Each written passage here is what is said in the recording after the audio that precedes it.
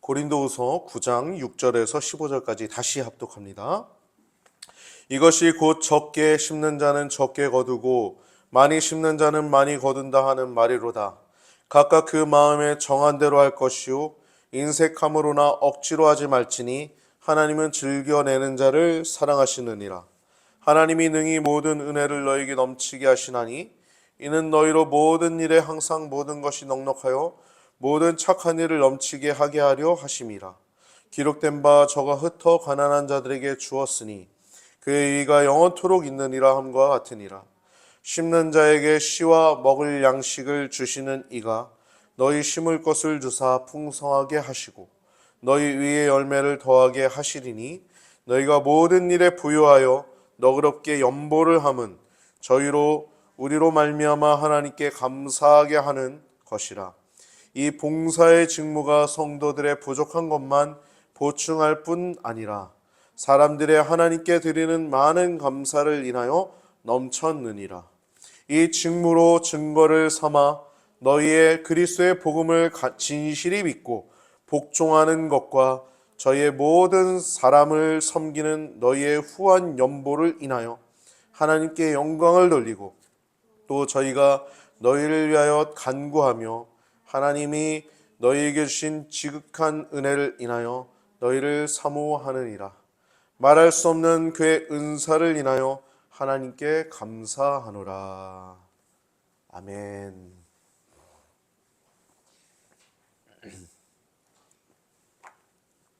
오늘 본문을 통해서 나눌 제목은 고린도서 8장 9장 구제금 사역의 방법과 의미라는 제목을 가지고 나눌 때 여러분 큰 은혜의 시간 되시기 바랍니다.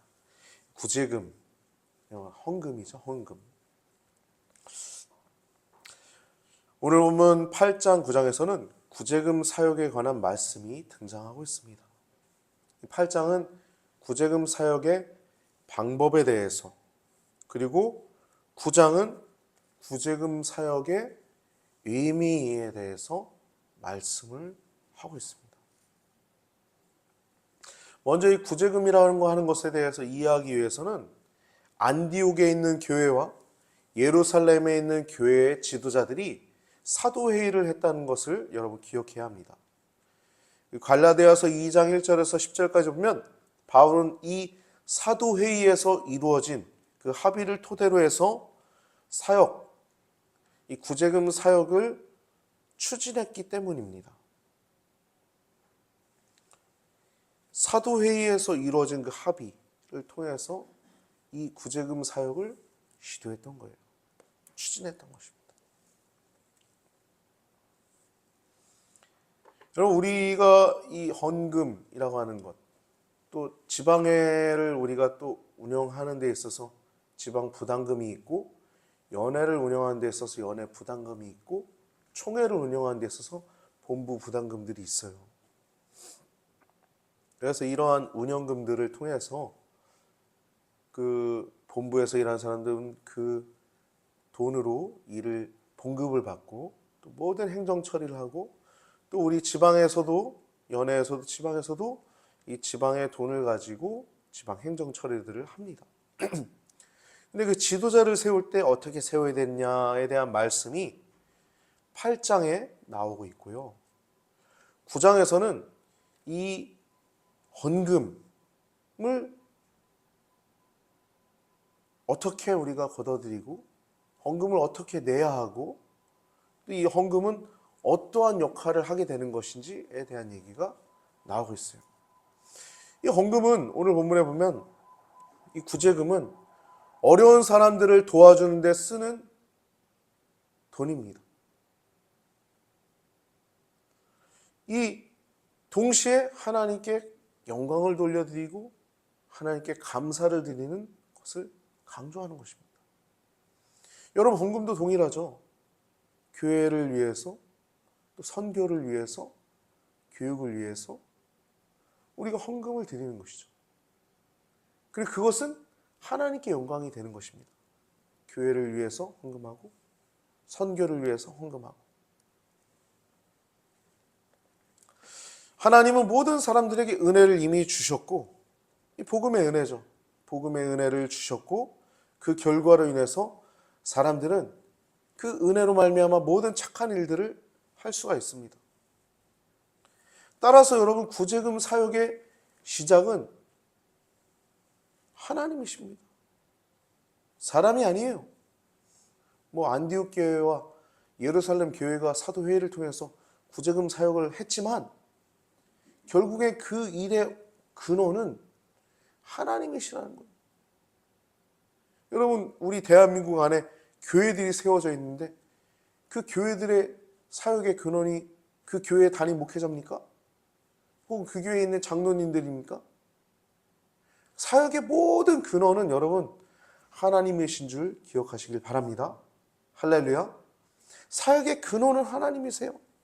또한 그 결과 또한 하나님께 영광을 돌려야 되는, 그러니까 시작도 하나님, 마침도 하나님이신 거예요. 이미 부유한 우리들에게 하나님이 많은 부유를 주셨기 때문에 우리 이 부유를 하나님께 돌려드려야 합니다. 이 모든 것들이 하나님께로부터 나왔고 또 하나님께로 돌아간다는 의미가 이 구제금에 담겨 있는 것입니다. 여러분 헌금들을 하시죠. 10의 1조 헌금하시고 감사 헌금하시고 선교비, 선교 헌금도 하십니다. 그 모든 것들은 다 하나님께로 돌아간다는 의미를 갖고 있는 거예요. 우리에게 모든 것을 다 주셨고 그게 뭐 비단 뭐 물질뿐입니까? 여러분들이 물질 어느 정도 수입입니까? 그것 때문에 여러분들이 헌금합니까? 아니죠. 이 구제금 우리가 헌금 드리는 모든 것들은 물질 주셔서 감사해서 가는 게 아니에요. 우리 삶 모든 곳에서 우리 영혼을 만져주시고 우리의 정신을 하나님께서 인도하시고 우리의 감정, 지정의를 하나님께서 모든 시간 가운데 붙드시고 인도하셨다는 고백이 담겨 있는 것이 물질 조금 드리는 겁니다. 물론 여러분 그 물질을 내가 조금이라고 제가 표현했지만 여러분들이 드리는 그 물질 가운데 담겨 있는 여러분들의 마음, 그것을 하나님은 보신다는 것입니다. 할렐루야. 할렐루야. 헌금 하실 때 자원해서 드리는 것이죠. 저도 뭐 강요하지 않습니다. 자원해서 드리는 거예요. 그것은 여러분들의 기쁨인 것이기 때문이에요. 할렐루야.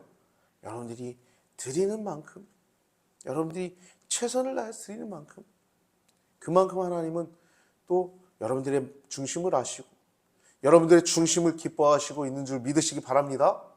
할렐루야. 할렐루야. 하나님은 중심을 보세요. 사람은 외모를 보죠. 그래서 부자가 낸 헌금을 더 목회자는 또 바라볼 수도 있어요. 어떤 사람은 부자니까 더 많이 낼 수 있는 거예요. 어떤 사람은 연약하니까 조금밖에 낼 수 없는 겁니다. 그러나 여러분 하나님 보실 때는 부자가 낸 거액의 헌금이나 가난한 자가 낸 작은 헌금이나 똑같은 줄 기억하시길 주님의 이름으로 축복합니다. 여러분도 알고 계시죠? 이미 알고 있는 내용을 얘기하는 것입니다. 근데 바울이 이 사역에 대해서 오늘 8장과 9장에 길게 이렇게 심혈을 기울여서 이렇게 말을 하고 또 심혈을 기울인 내용들이 있는 것을 우리가 살펴볼 텐데 그렇게 심혈을 기울인 이유는 하나님의 영광을 위해서였어요. 여러분 호사다마라고 하는 단어가 있죠. 좋은 일에는 마는 여기 한자로 보니까 마귀 맞자더라고요. 마귀가 많다.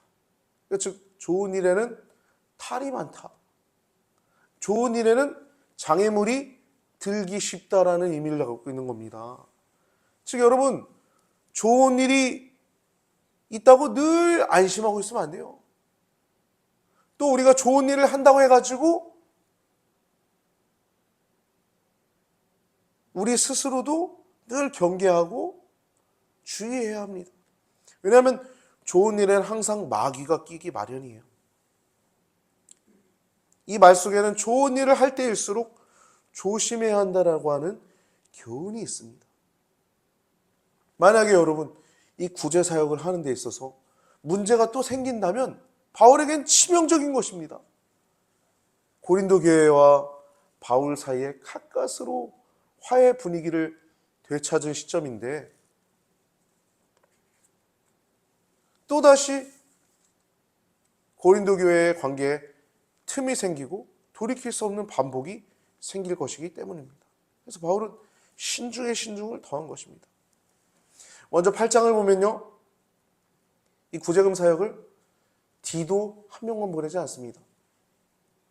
두 사람을 연보위원으로 함께 파견을 합니다.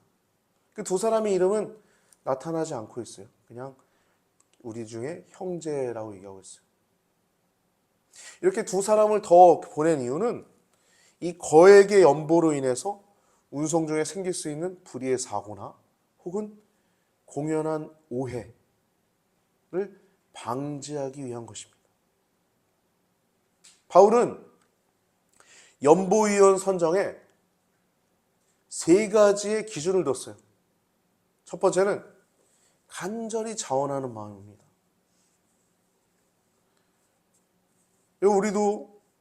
우리 집사님도 계시고 권사님도 계신데 우리가 집사님이 될 때 간절히 자원하는 마음이 있어요. 집사님이 되는 것입니다. 하기 싫은데 목사님이 하라고 시킨다고 하면 문제가 반드시 생기죠. 먼저 섬기고자 하는 마음이 있어야 됩니다. 간절히 자원하는 마음이 있어야 되는 것입니다. 이 바울은 이 간절히 자원하는 마음을 기준으로 봤어요. 왜냐하면 그 길에는 어려운 길입니다. 여행길이 험하고요, 위험하고 또 고생길이에요. 그렇기 때문에 자원하는 마음이 없이는 그 길을 갈 수 없습니다. 두 번째는 교회로부터 인정받는 사람이어야 했어요. 모든 교회로부터 인정받는 사람이어야만 했습니다. 세 번째는 여러 가지 테스트로 인해서 신앙이 입증된 사람이어야 했습니다. 첫 번째, 고린도서 8장 16절 보면 간절한 마음을 가졌던 사람임을 알 수 있어요. 디도가.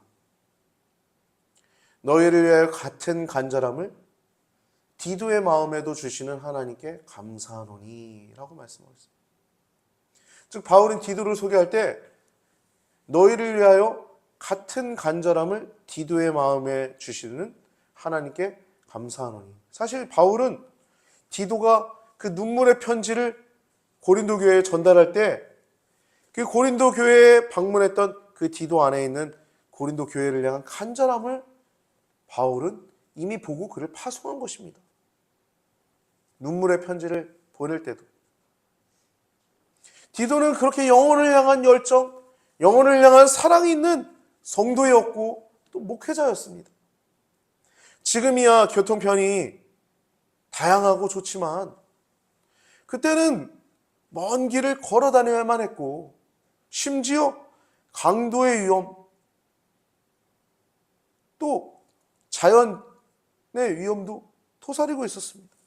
그런 것들을 감안하면서 여행을 해야만 했어요. 디도는 그렇게 눈물의 편지를 고린도 교회에 주고 얼마간 있다가 돌아왔습니다. 때문에 디도는 지금 육신적으로나 정신적으로 굉장히 지쳐 있을 것이에요. 그런데도 하나님은 바울은 디도를 택했습니다. 다른 사람들도 있었겠지만 굳이 디도에게 이 사역을 권한 이유는 어디에 있었을까요? 그것은 바로 디도 안에 있는 고린도 교회를 향한 사랑과 열정을 보았기 때문이에요. 하나님께서 하나님의 일을 위해 부르실 때 여러분 어떤 학식이나 언변이나 경제적 능력으로 하나님은 사람을 부르시지 않습니다. 하나님께서는 외모를 보지 않으시고 중심을 보시기 때문이에요. 사무엘상 16장 7절을 보면 사울을 버리실 때 하나님이 하시는 말씀입니다. 사무엘에게 여호와께서 사무엘에게 이르시되 그 용모와 신장을 보지 말라. 내가 이미 그를 버렸노라. 나의 보는 것은 사람과 같지 아니하니 사람은 외모를 보거니와 나 여호와는 중심을 보느니라. 가운데 중자, 마음 심자. 마음의 중심은 사람이 꿰뚫어 볼 수 없죠. 그러나 하나님은 그 중심까지 꿰뚫어 보실 수 있는 분이십니다. 사울을 세운 것을 후회하셨고 그를 패하시고 하나님 마음에 합한 자 다윗을 세우시는 것을 보게 되죠. 하나님의 외모가 아니라 중심을 보시는 분이십니다. 고린도서 8장 22절에 보면요. 우리 읽은 본문 앞부분 8장의 22절을 보면 여러 번 테스트하는 이 바울과 사역자들의 모습을 알 수 있습니다. 또 저희와 함께 우리의 한 형제를 보내었노니 우리가 여러 가지 일에 그 간절한 것을 여러 번 시험하였거니와 테스트했다는 거예요. 바울은 디도 외에도 두 사람이라도 세웠는데 그 사람들이 누구인지는 성경에서 밝히고 있지는 않습니다. 누구라고. 예를 들어 제탁이라고. 그렇게 누구의 이름을 밝히고 있지는 않아요. 그러나 중요한 것은 하나님께서 또 바울이 그들을 세울 때마다 단회적으로 한 번 테스트한 게 아니라 여러 번 테스트했다는 것입니다. 바울은 이런 테스트를 바울 혼자 한 것이 아닙니다. 22절에 보면 우리는 이라고 얘기하고 있어요. 우리가 여러 가지 일에 그 간절한 것을 여러 번 시험하였거니와 혼자 그것을 지켜본 게 아니라 여러 사람들이 그것을 테스트했다는 것입니다. 저희 지방도 우리 교회들이 모인 것이 지방이거든요. 저희 지방도 지금 탑 리더를 세우기 위해서 연애전에 좀 혼란스러운 가운데 있는데 이 테스트라고 하는 그 과정을 통과해야 되는데 테스트하기 싫다라고 해서 지금 아주 혼란스러운 가운데 있습니다. 교회 지방의 그 공적인 돈을 치리하고 41개 교회거든요. 다스리기 위해서는 그런 테스트가 필요합니다. 테스트를 거치기 싫으면 하지 말아야죠. 바울이 이처럼 사역을 위해서 이와 같은 심혈을 기울인 이유는 그와 같은 공적인 돈이 하나님의 영광을 위해서 잘 쓰여져야 됐기 때문입니다. 오직 하나님의 영광을 위해서였어요. 여러분, 우리들도요, 봉사하면서도 여러분, 탈이 생길 수 있어요. 늘 깨워서 서로 세워주며, 서로 사랑하며, 서로 일들을 해나가야 할 것입니다. 일을 하는 게 중요한 게 아니라 우리가 서로 사랑하고 또 서로 하나님의 영광을 위해서 세워주는 것이 필요할 줄 믿습니다. 좋은 일을 할 때 좋은 일에는 탈이 많다라고 얘기해요. 그래서 어떤 분들은 그런 얘기하죠. 많이 들었어요. 저도 사역할 때. 선교하러 나갈 때 꼭 마귀가 역사합니다. 꼭 마귀가 역사해요. 싸우게 만들고 불화하게 만들고.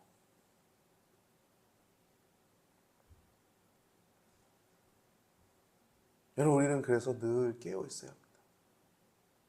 마귀가 우는 사자처럼 우리를 삼키려고 하기 때문에 우리는 늘 깨어서 하나님의 일들을 감당해야 합니다. 여러분, 하나님의 일들이 뭡니까?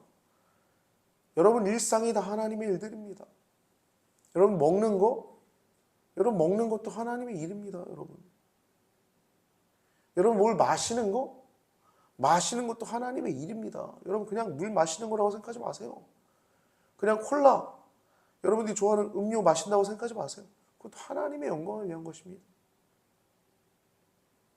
우리의 모든 일들 가운데 우리는 주의를 기울여야 하고 마귀가 우는 사자처럼 우리의 모든 일들 가운데 틈타 있다는 것을 주의하고 생각해야 할 것입니다. 바울은 이 때문에 이와 같이 신중에 또 신중을 더한 것입니다.